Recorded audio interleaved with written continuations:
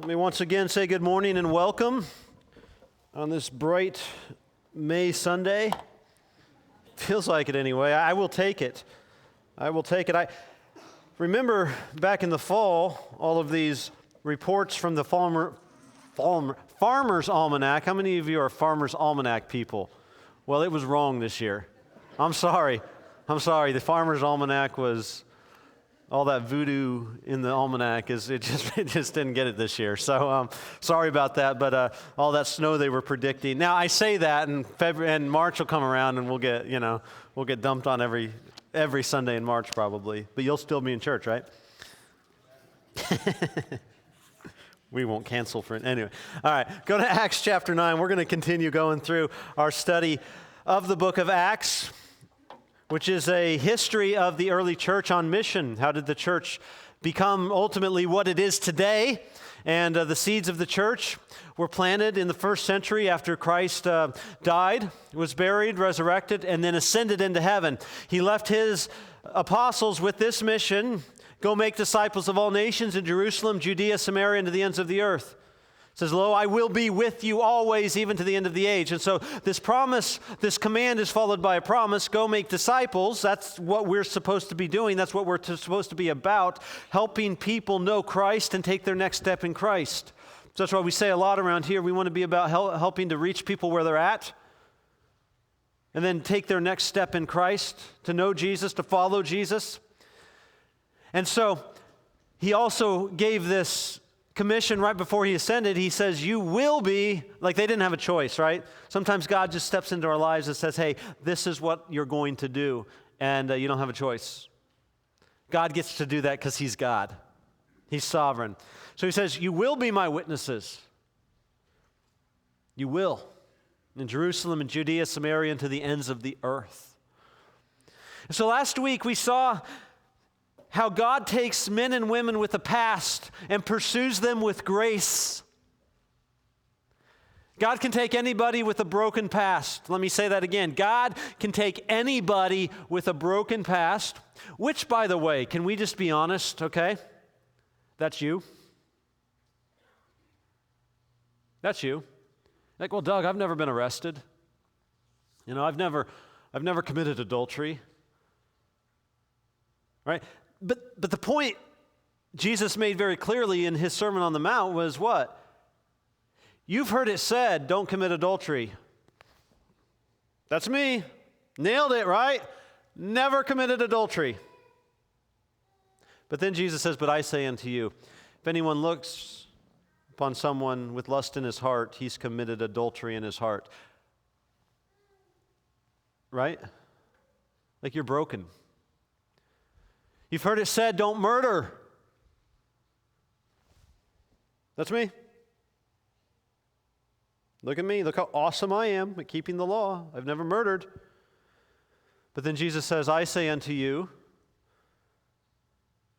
if you harbor hatred in your heart towards someone, you've committed murder in your heart. Now, how many of us get by that? So the point is, we all are broken men and women. We all have a past. For some of us, it looks maybe a little more broken than others, but we all come to Christ the same way. We all come to Christ with our brokenness and our failures and our inability to obey him when we really know we should, but we don't, right? So we all come to Christ the same way. And so what we saw last week is, if God can take someone like Saul, who was a murderer, persecutor, blasphemer, while at the same time super religious, like Paul covered it all, right?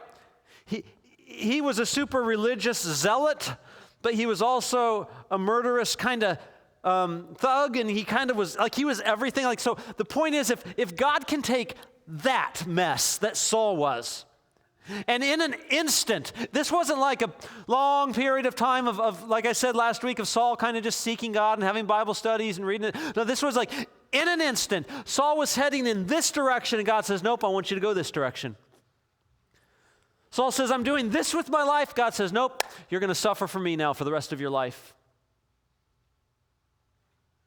So the power of sovereign grace can take anybody where they're at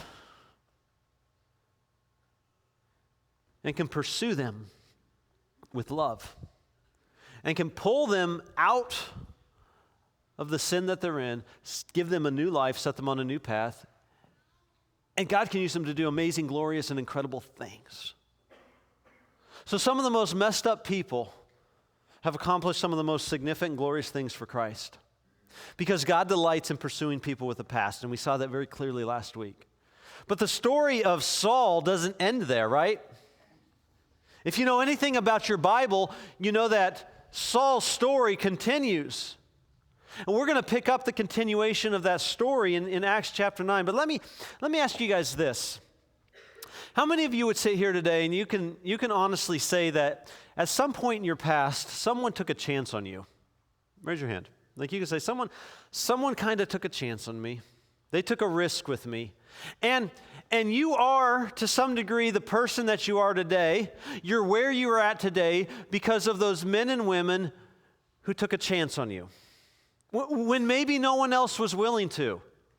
We're willing to relationally pour into you when maybe others wouldn't.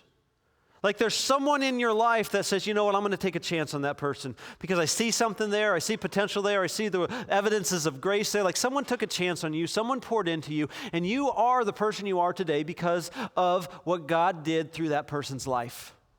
I think I've shared this story with you before. When I was probably a sophomore in college, I just recently started dating the most incredible girl on campus. And she was, all right? I only picked the best. All right? And it was Steph, by the way. It was her, okay? So for those of you that are worried, it was her, all right? She was it from the beginning, all right? She was it from day one and to this day. And but I also had a campus job where I worked for the communications department, and part of what I was supposed to do was set up all of the sound and video equipment for chapel. And I was so in love. Like, you remember, right? Young and in love. Like, I scheduled her and a few friends of mine to spend the day somewhere. We went to school in Wisconsin, so if you've been to Wisconsin, there is not a lot to do there, especially in the wintertime. There's like cows and snow. And cheese. And cheese heads. But that's the Midwest. So we cut classes and we went away for the day. And I completely blew off all of my responsibilities for work and didn't tell anybody. Now here's the deal. I deserved to be fired. I deserved to lose my job. I deserved every bit of that. Because I'm guessing, like in my mind, I was a good worker, but I'm guessing knowing the way I was when I was 18 or 19, it probably wasn't the first time I had done something like that.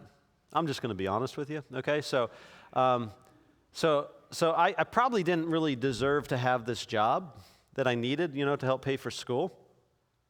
This job that where if you forget something and the school president comes to the microphone and there's no microphone, like the school president, like the president of the school, and then you know how it filters down, right, to my supervisor, and then all of a sudden my supervisor's getting yelled at because the president didn't have a microphone, and what's going on, all right? So, and ultimately it was my fault because I was hanging out with my girl in Green Bay or wherever we went. And so I deserved to be fired. And I remember that day when I realized what had happened after I got back, and the next day, my supervisor, who was just an incredible, godly man, this guy poured into me in an unbelievable way, and he looked at me, and he confronted me, and he said, I should fire you. And he would have been right to do so. But he didn't.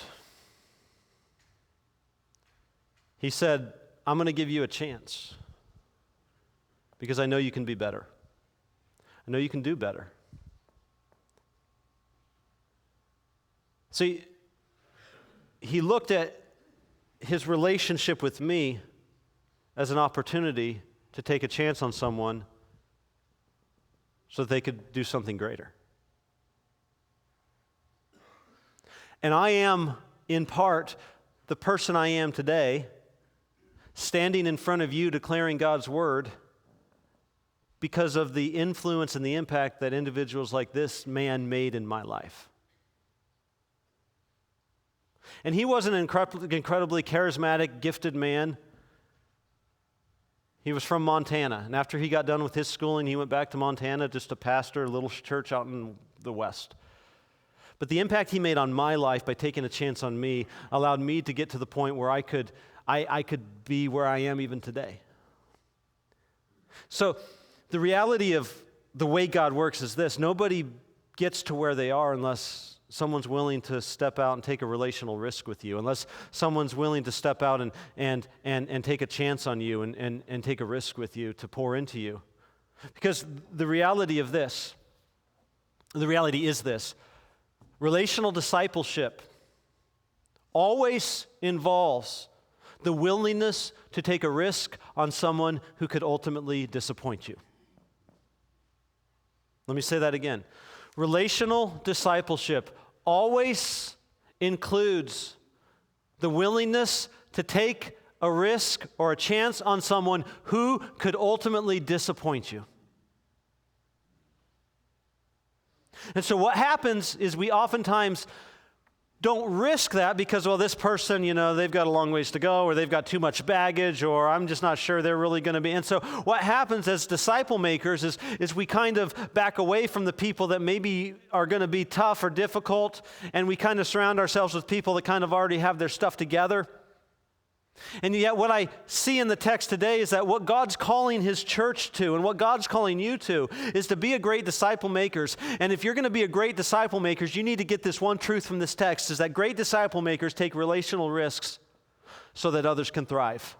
Great disciple makers take relational risks on others so that others can grow and thrive and be used of God in incredible ways.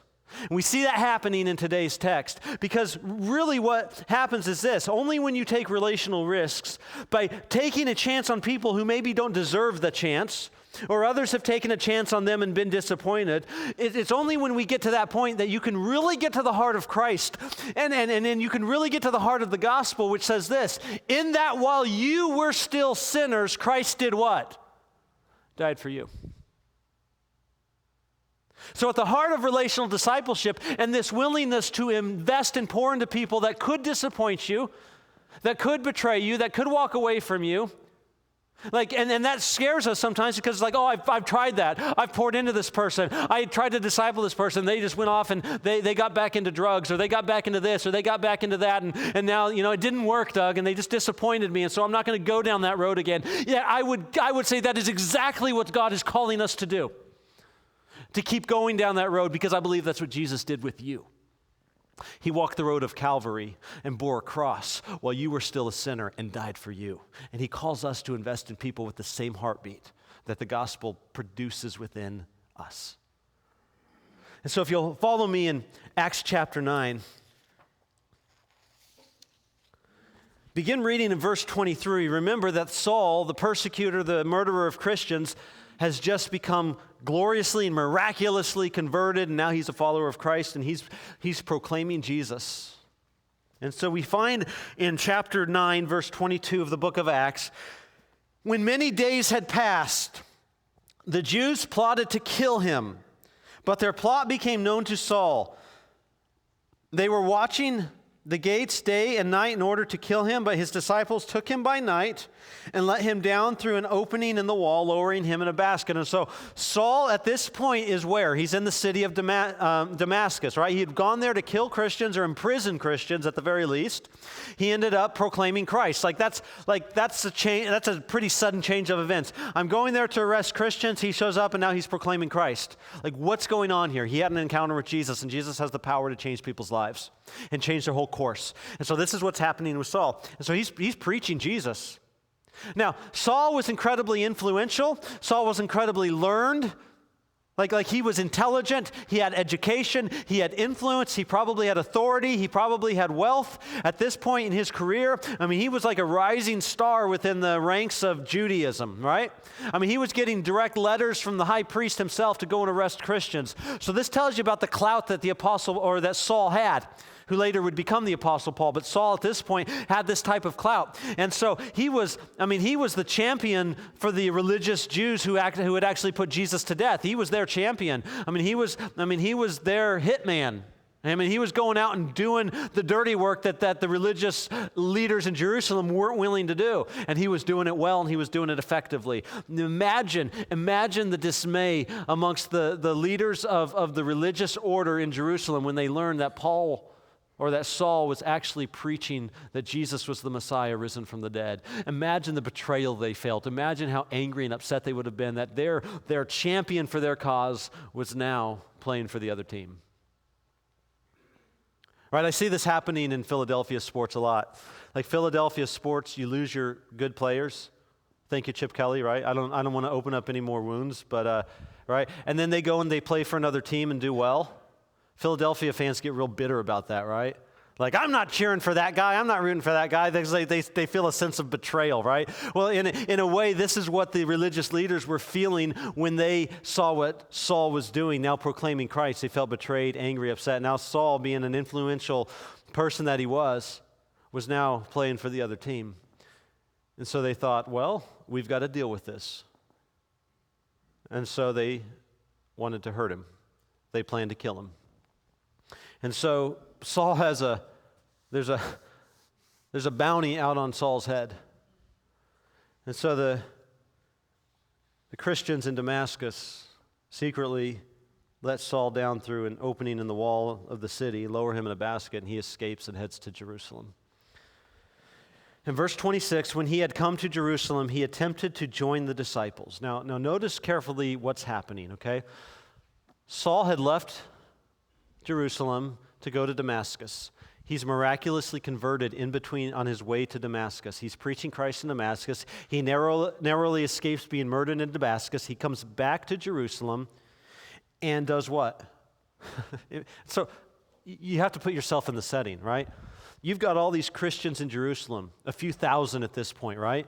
Remember, Peter preached at Pentecost and 3,000 people came to Christ, and then hundreds and hundreds of more began to be saved. So you have this group of thousands of Christians in the city of Jerusalem that are praising Jesus, following Jesus, growing in Jesus. They know who Saul is. They know what Saul is about, and they know that Saul has really been instrumental in particularly the stoning of Stephen. We know that Saul was there and that he approved of what was done and he championed what was done. And so they knew the reputation of Saul and they knew what Saul was all about. Imagine when all of a sudden they're having their Bible study or they're having their Sunday meeting and in walks who? Hey guys, it's me, Saul. Now imagine the thoughts that would have gone through their heads. He's here to arrest.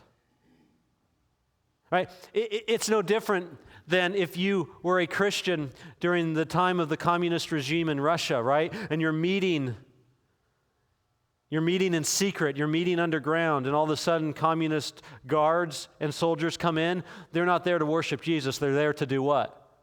They're there to arrest you. This happens in China today as the underground church meets. The Chinese officials will come in and break up those meetings and arrest pastors. So imagine being in a meeting, in a home, or worshiping Jesus, and all of a sudden Saul walks in. Your immediate thought is not, oh, praise God that Saul's here. Praise God, come on in, get a Bible, let's worship Jesus. Saul's reputation was one of hatred and crying out murders and blasphemies and arresting Christians. And so this is what happens. So Saul comes into the city of Jerusalem, comes into the Christians that are there, and does what?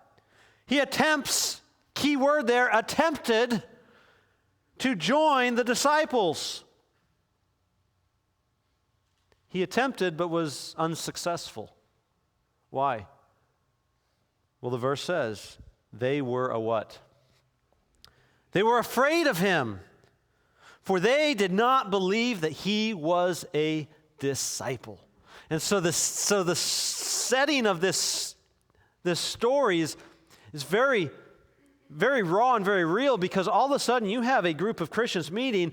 Saul, the violent persecutor of Christians, all of a sudden an outsider wants to come in and says, hey guys, I'm a Christian. I want to worship Jesus now. Let's go. I'm like I'm all in. And what did he get?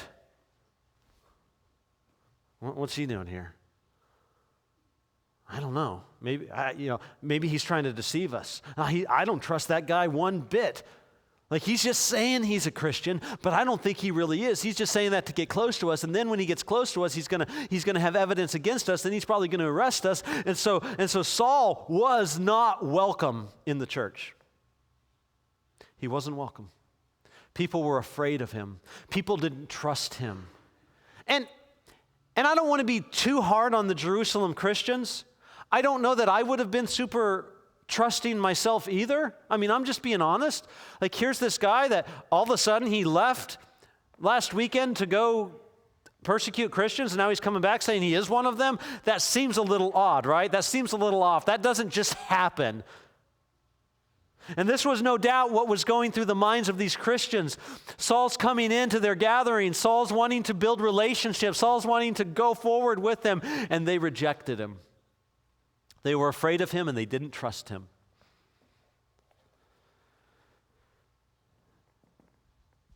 And aren't you glad that the story of Saul doesn't end there? Like, what if that was it?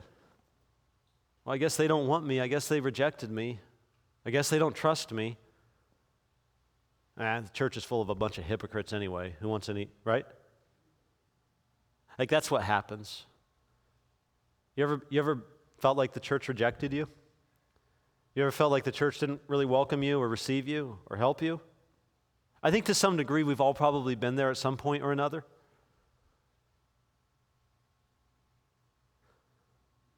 And yet someone took a chance on you. You're here today because someone poured into you. Because someone risked a relationship with you, probably when you didn't deserve it. Saul didn't deserve it. Not for what he had done. I mean, one of their most beloved leaders, Stephen, was stoned to death. And this guy was there cheering it on. Maybe even threw a few of the stones himself. And we're to welcome him in as a brother, as a sister, as one of us? Like this was the raw emotion and feeling that must have been going on in the hearts of these Christians, because Saul tried to join them, and they were afraid, and they didn't trust him. And so what did Saul need? Saul needed a disciple maker to come along. And I don't know why my computer keeps shutting down today, but you're just going to have to go with me and follow along as I'll kind of give you the points if you're wanting to take notes. But point number one is great disciple makers are risk takers. Great disciple makers are risk takers. Notice what happens. Saul finds himself in need of someone to take a risk, to take a chance on him. Unfortunately, there was a man. Verse 27, but Barnabas took him. Now, we know Barnabas from a previous text in Genesis had been given a nickname. What was his nickname? Son of what? Encouragement. Barnabas had a reputation of just being an encouragement to other people, of helping other people. God had just really gifted Barnabas with this ability to just come alongside and encourage and help people. Some of you have that ability. Some of you have that gift. Some of you need to work on it a little bit. But Barnabas had this. So Barnabas comes to Saul and takes him and brought him to the apostles and declared to them how on the road he had seen the Lord who spoke to him, and how at Damascus he had preached boldly in the name of Jesus. And so what happened in this text was that a man named Barnabas entered the life of Saul and took a risk. He took a risk. He didn't really know Saul. He hadn't been really good friends with Saul. He knew the story of what had happened on the road to Damascus. He had heard that he had been proclaiming Christ in Damascus. And so what Barnabas did was Barnabas said, this person needs somebody to get behind him. This person needs somebody to take a chance on him, because who knows, maybe this guy can do great things for God. And so Barnabas enters the life of Saul, and he takes a chance on him. And so if we're going to be great disciple makers, if you're going to be a great disciple makers, you need to be able to take some relational risks with some people. You need to be able to take a chance on some people that maybe don't deserve it or maybe have the potential to let you down. And there are 4 ways in which we do this. The first way is we look for potential in people that others don't see. Look for potential in people that others don't see. So as you invest in people's lives, sometimes you're going to come across people like, oh, they're no good, or they're never going to get it, or I've tried with them. But what Barnabas did in this situation is he saw the Apostle Paul. What did he see? He heard a testimony of conversion. He saw evidences of Saul preaching the gospel. What he saw was potential in Paul's life. He saw this potential for this man to do great things for God. And where nobody else would trust him, and when nobody else saw the potential, this man Barnabas looked at Saul and said, there's something there. And if we're going to be great disciple makers and take risks, and it is risky, we have to be willing to see potential in people in ways that maybe other people haven't seen it. Listen, I needed that in my life because I screwed up a lot in my youth. Did some dumb things, and yet there were people that saw something in me. Like I think of my dad who gave me opportunities when I was just in junior high to start teaching the Bible. You know why? Because I think he saw something in me that says, you know what, as much of a knucklehead as you are, Doug, and I was. Like I'm not going to, like my dad, if he was here, he could tell you stories.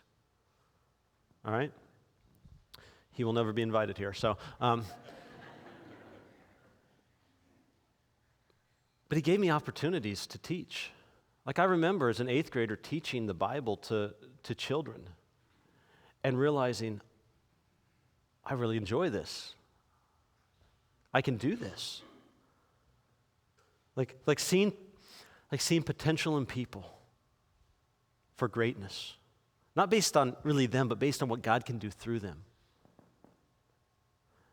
And so when Barnabas saw and heard that Saul was proclaiming with boldness Christ, he saw potential in Saul that nobody else saw. The second way we take risks is we have to risk relationships with people who could hurt you. And I've touched on this a little bit already, but the reality is this. No one trusted Saul, but Barnabas took a risk. Says, I'm gonna stand behind him. I'm gonna bring him before the apostles. I'm gonna get in his corner. I see potential there, but I know this could land me in jail.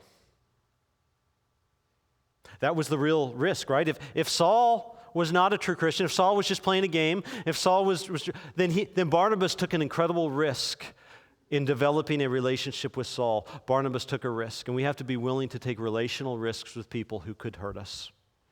And if you're hesitating on pouring into people or a certain individual you know that God's calling you to because you risk being hurt by them or disappointed by them, let me just say, in that while you were still a sinner, Christ died for you. And this is what God calls us to as we make disciples. A great disciple maker takes risks with people who could potentially hurt us. The third way is we have to believe in the enormity of grace. Sometimes I think we as Christians just have such a small view of grace. But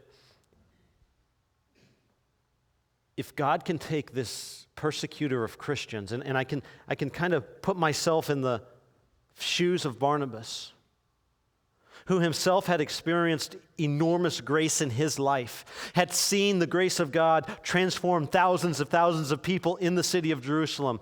Like when you experience the grace of God in your life and you see the grace of God manifest in other lives, you develop a big view of grace and you begin to see the enormity of grace. And when you see the enormity of grace, then there's nothing that grace can't accomplish in somebody's life. And so great disciple makers realize that God's grace is big, and that God's grace is huge, and that God can take anybody, and God can change them, and God can use them to do amazing, incredible things for His kingdom.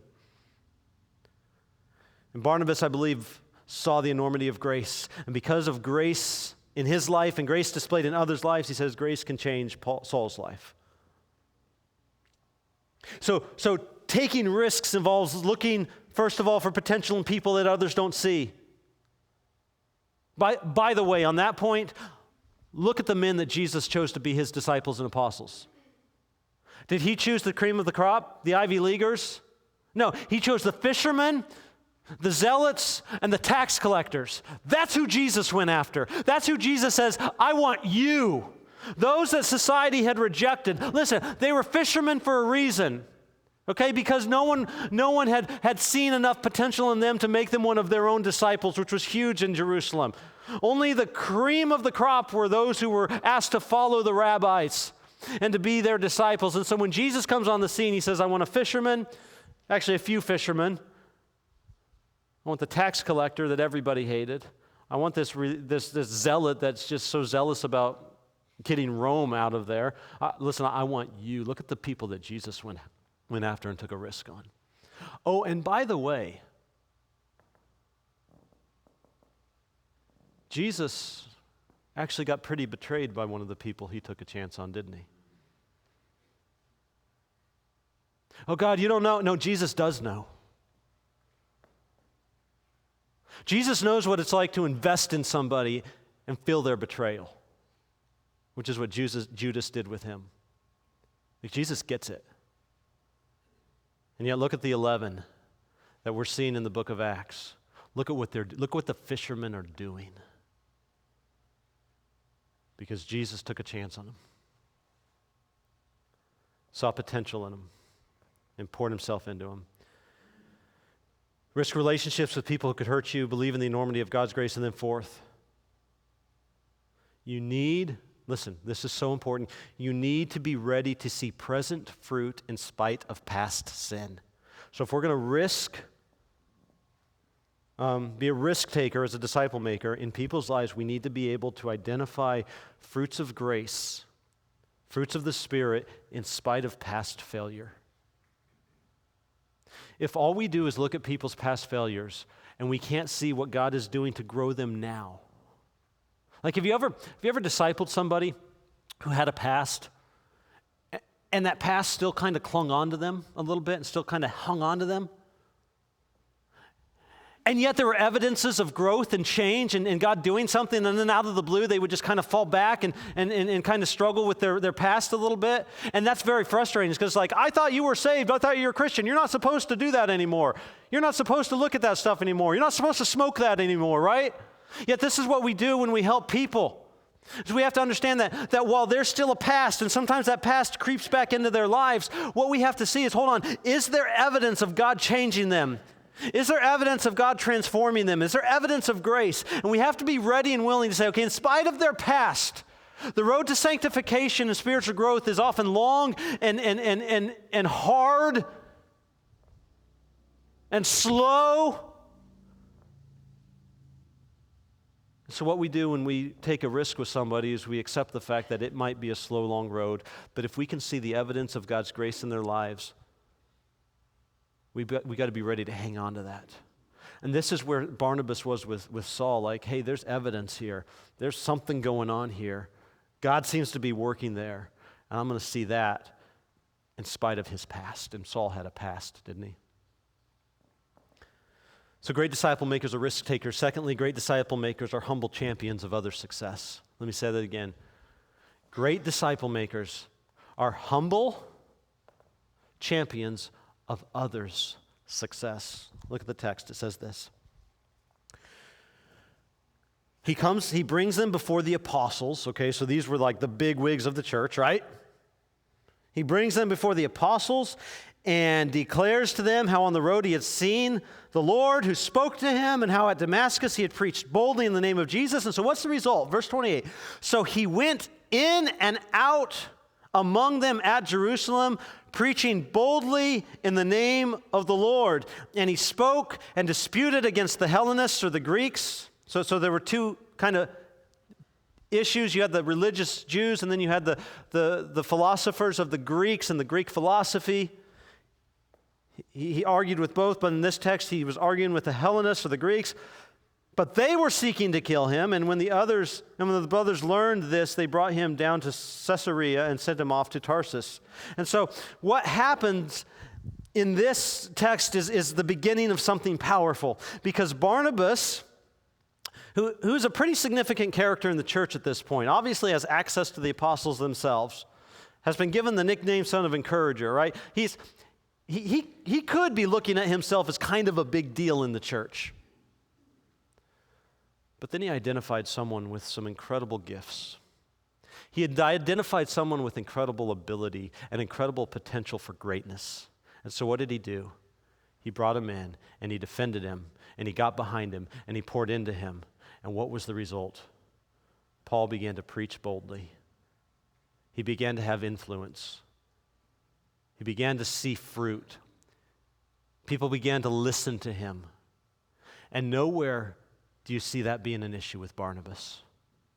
Barnabas looked at Saul and was willing to step back into the shadows. And this is exactly what happens. And we're going to see how this happens in the coming chapters. How over a very short period of time, what happens is Barnabas kind of fades into the shadows and Saul becomes an apostle in the forefront. We have to be willing to give away our influence so that others can be used of God. We have to be willing to give away our position sometimes so that others can step in and accomplish great things. This is what God's called us to do as we make disciples. Making disciples and great disciple makers have this humble attitude that says, you know what, I want to propel others. I want to give away influence. I want to give away, wisdom. I want to help them be more successful than I am. Like if you're mentoring somebody and you're pouring into them, you want them to be way more successful than even you are. That's the attitude that we're looking for here. That as you champion in a humble way the success of others, the first thing that must be there is a deep satisfaction in God's glory being displayed in the lives of others. Let me say that again. There must be a deep, deep satisfaction in your heart with God's glory being displayed in the life of another. And as you pour into others and they begin to grow and they begin to influence others and they begin to maybe catch some attention of leaders in the church and they begin, like this as I was in youth ministry for a number of years, this would happen is we would come in, and I remember being there. Like, I came in before I became youth pastor, and I was young, and I don't know how cool I was, but I tried to be, you know what I mean? And, so all of the, the teenagers were like, oh, Doug, right? And then I got old. Now, I know you're like, oh, you're not old. No, in the youth ministry world, I got old. And all of a sudden, I had younger youth staff coming in, they were like, oh, he's cool. And all of a sudden this attention started going to the youth staff, right? And I could have been like, hey, what about me? I'm still awesome. But willing to step back and say, no, you be the guy. Oh, that teenager is going to you for counsel? How awesome is that? Or, they used to come to me. They used to stop by my office and ask me for advice. Now they're asking this youth sponsor for advice. You know what I mean? Like we can get very selfish rather than step back into the shadows and say, hey, you know what? If you're influencing others and God's put you in that position, He's used me to help you, go. Like, I'm not threatened by that. If God uses you in a greater way to influence more people than me, then it's God's glory being displayed in your life. I've got a passion for God's glory being displayed. That's my heartbeat. That's got to be the heartbeat of a great disciple maker. As we champion the success of others, it's a willingness to step back and say, okay, I'll step back and let them have the influence and let them have the spotlight. That's cool. You must be willing, secondly, to take a back seat to others you're pouring into. And then thirdly, you must be loyal and protective of those you're pouring into. So what was happening with Saul was he was gaining a lot of influence, which is why they were trying to kill him. They weren't trying to kill Barnabas. They were trying to kill the guy with the influence. Like, you go after the guy that's having the most influence, and they weren't dumb. They knew it was Saul. They knew this guy Saul was creating a stir. He was preaching boldly. He was preaching powerfully. He was creating influence. People were listening to him. People were being saved because of his preaching. Like, we saw all of that happen. So therefore, they knew, hey, we go after the guy who's creating the biggest stir. We go after the guy with the greatest amount of influence, and that was Saul at this point. And so what we do is we humbly champion the success of others. Why? Because we're so passionate about the glory of God being displayed in a life that it doesn't matter who gets the credit for what. In fact, we'll give credit away. Like, this person accomplished great things. Well, I discipled him, right? Wow, did you see this person? Yeah, I had a part in their life, Yeah, God is displaying his glory through them, and praise God for that. And the beauty about Barnabas, and what I love about Barnabas is he's okay to drift into the shadows so that Saul can be used of God. That's exactly what happens. And I love Barnabas because of it. And guess what? In part, the influence that Barnabas had on Saul is why the church was built in the first century and why, in part, we're even here today. Because someone took a chance on Saul and was willing to drift into the shadows so that Saul could have influence. And I love Barnabas for that.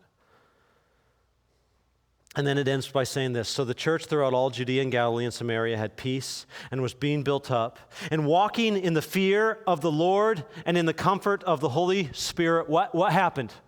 It did what? It multiplied. And so what happens with great disciple makers is they experience the blessing of Christ-centered multiplication.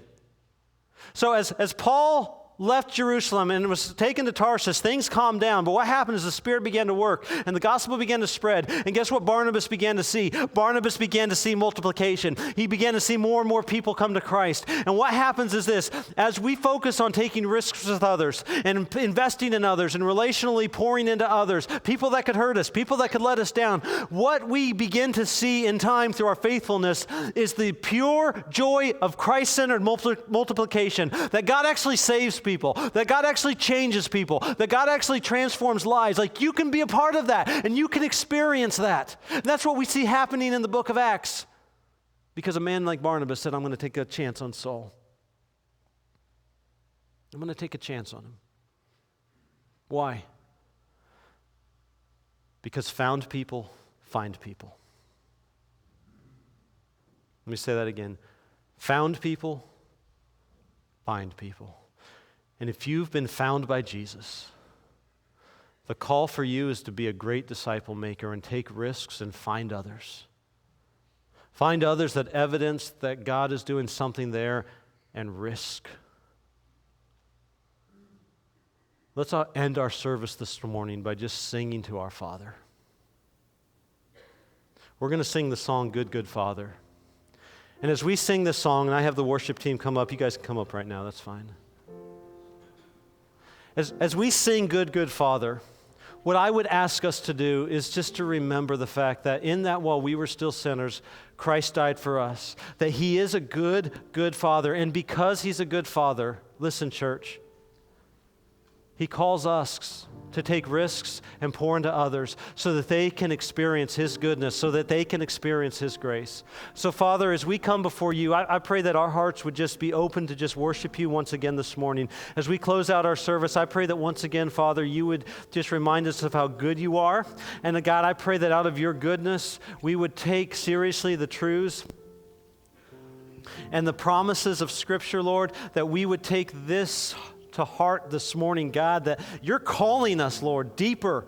You're calling us to risk and pour into people that maybe could hurt us, that maybe could disappoint us. But Lord, you did that with us. So God, I'm thankful that you used Barnabas to do an amazing work of grace in the life of a man named Saul, who would later become an apostle and give us much of our New Testament today. So, Father, as we lift up our voices to you, be glorified and worshiped, and stir our hearts for your glory today. In Jesus' name, amen.